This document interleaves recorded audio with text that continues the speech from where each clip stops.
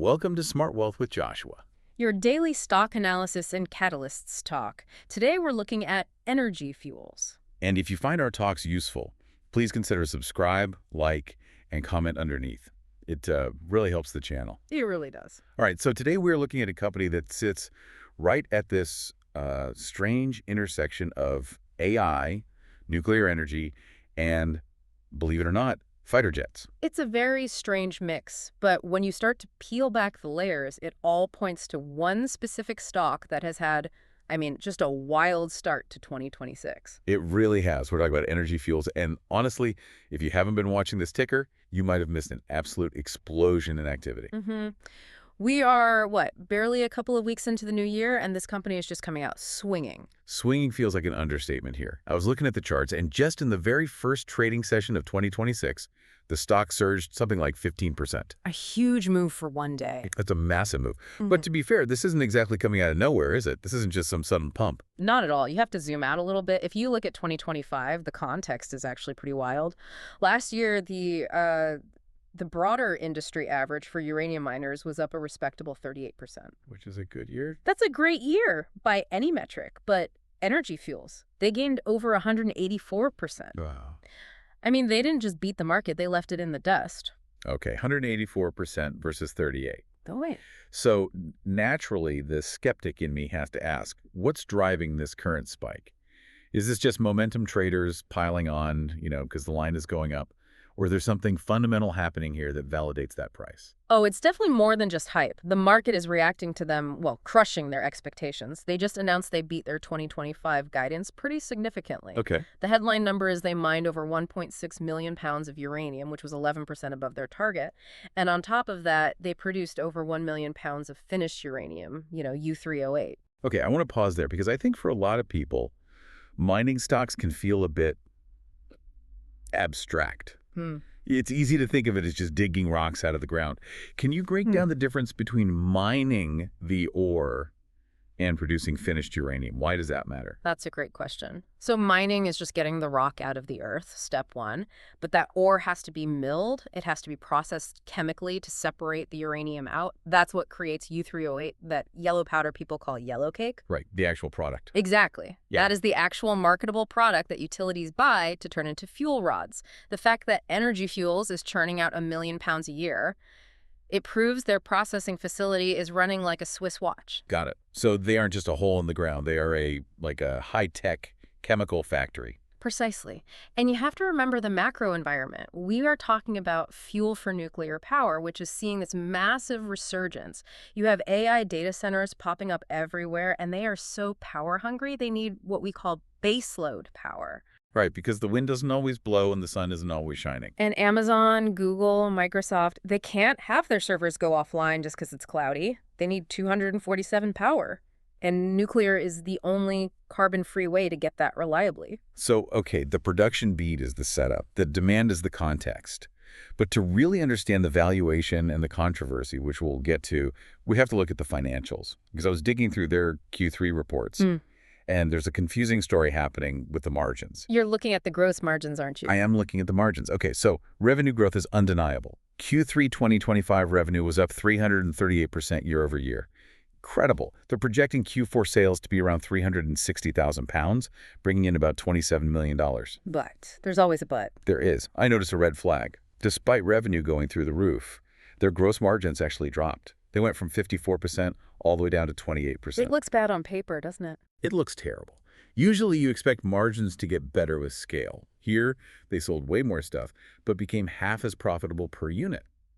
Why is a booming company seeing its profitability shrink? This is the critical piece of the puzzle. It's what we call a temporary crunch.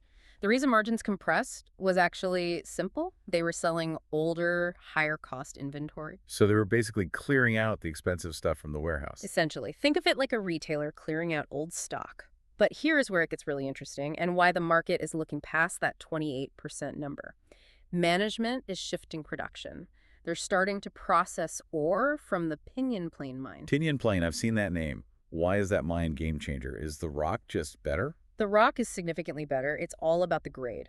So average global uranium grades might be 1.1%.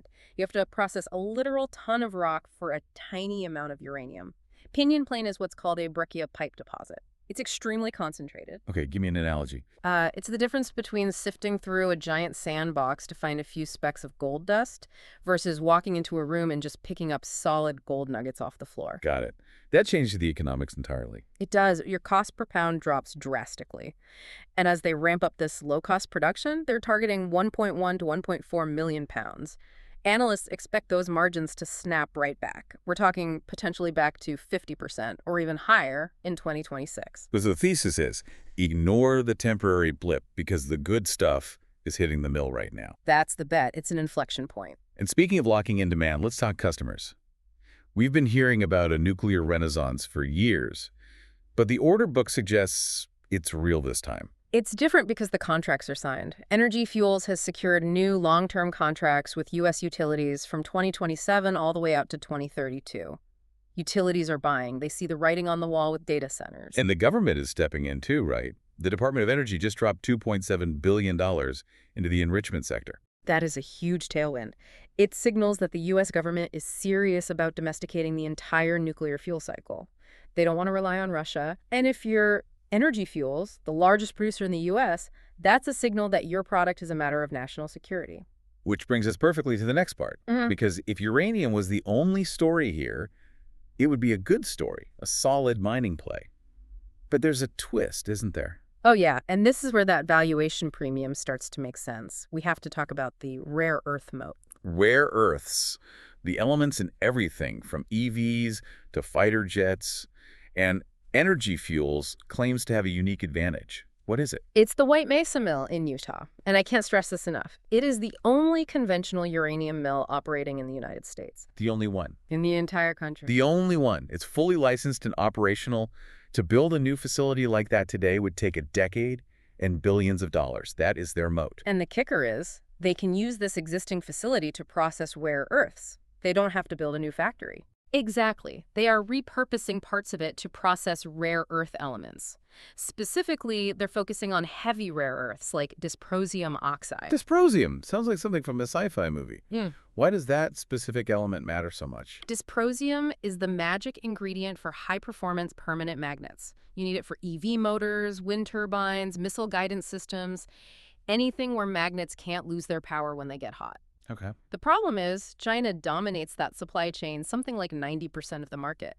But Energy Fuels recently qualified a 99.9% pure dysprosium oxide product for manufacturers in South Korea. So they are effectively cutting China out of that specific supply chain. Yeah. Proving they can do it in Utah to U.S. standards. It's a massive strategic move.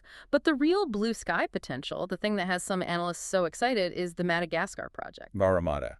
I saw this. Yeah. Usually when a U.S. company goes to Africa for mining, the market gets nervous. Right. Geopolitical risk. Why is this different? The sheer scale of the economics, the feasibility study results are honestly staggering. We're looking at a project with a net present value, an NPV, of $1.8 billion. Okay, so just to define that, NPV is basically the total value of all future profits discounted back to today's dollars. So the project is worth $1.8 billion today. Theoretically, yes. And it's projected to have annual EBITDA of over $500 million. Wait, hold on. For a company this size, their market cap is what, around 3 or 4 billion? Adding $500 million in annual earnings that's transformative. It transforms them from a niche miner into a diversified critical minerals giant. The mine life is expected to be 38 years. So you have the steady cash flow from U.S. uranium and then this massive growth engine in Madagascar. It's a double play. Okay, so this story sounds perfect. High-grade uranium, margins recovering, unique mill, massive rare earth project. But Yes. I have to put devil's advocate here. Because the stock price, looking at the valuation, my eyes kind of watered. You saw the multiple. I saw the multiple. The stock trades at a price-to-sales ratio of roughly 40x. Not 40 times earnings, 40 times sales. Yes. That's NVIDIA territory. That's a high-growth tech company. Right. The industry average is closer to 4x. So you are paying 1,000% premium. Why? That is the elephant in the room, and it is exactly why the analysts are fighting over this stock right now. It's incredibly polarized. Okay, so who are the bears? Well, Roth Capital, for instance, has a sell rating on the stock. Their price target is $11.50. Ouch. That is a long way down from where it is now. Right. Their argument is basically that the valuation is stretched to its breaking point. They look at that 40x sales number and say it's irrational. They also argue the rare earth economics are still unproven. It's a show-me story. So the bears are saying, yeah, great story, but you haven't built the Madagascar mine yet, and that's a huge risk. Exactly. But then you have the other side. H.C. Wainwright has a price target of $26.75. That is a massive spread, from $11.50 to $26.75. It just shows you how confused the market is. Wainwright is looking at that blue sky potential. They're saying if they pull off the rare earth strategy, they become a unique strategic asset for the Western world. You can't value that like a normal miner. There is one more signal that adds to the bear case, though. Insider selling. I saw the Stanley Lamon Group reduce their stake by about 37%, and the CEO and VP sold shares too. If the future is so bright, why are they selling? It's the classic question, but context is key here. Look, the stock was up over 180% last year. If you were holding it, wouldn't you take some chips off the table? I mean, I'd like to say I have diamond hands, but after a 180% gain, yeah, I'm buying a boat. Exactly. Most analysts view this as rational profit-taking, not a vote of no confidence. If they were dumping their entire stake, that would be a panic signal. But trimming after a huge run is pretty standard. Still, it's worth monitoring. So, high-flying stock, great story, terrifying valuations, some insiders taking profits. For someone listening now, what are the milestones for the next 3 to 6 months? What's on the catalyst calendar? There are 4 key things to watch. First, Q4 earnings, which should drop in late February. And for that, we're watching the margins, right? Yeah. We need to see that pinion plane effect. 100%. We need to see that margin recovery starting to show up in the hard numbers.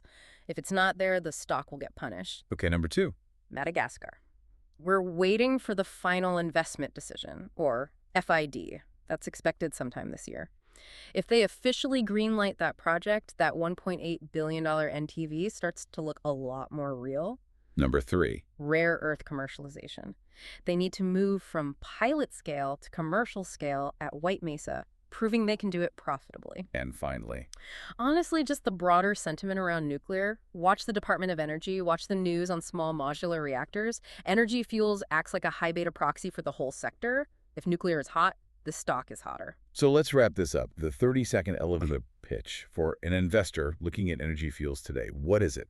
I'd give it a bullish score of about an 8.5 out of 10, despite the valuation. Here's why.